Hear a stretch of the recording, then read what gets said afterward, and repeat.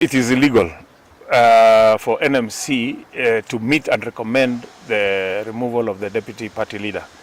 Ideally, if they were to follow the Jubilee, the party constitution, of which of course Jubilee as a party is no longer following the party constitution, let alone the Kenyan constitution, is that the NEC meeting should be called. And whatever accusations they have against the deputy president, he should be informed. And then the NEC will make a decision and recommend to NMC to go and sit and come up with a decision and recommend to the NEC.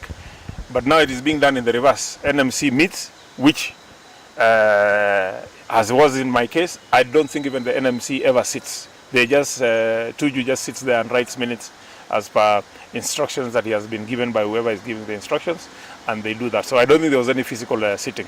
So be it as it may, the decision to remove the deputy party leader is actually a cowardly decision. What Jubilee should do, if there are men enough, those who are controlling Jubilee, they should call party elections.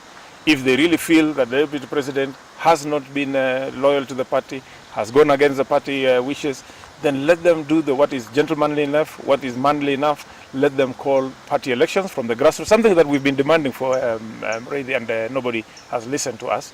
Let them call grassroots elections. Because since we formed Jubilee in September 2016, we said we would hold elections before the 2017 elections. We promised that 6 months after the general elections of 2017, we would hold elections. We have not.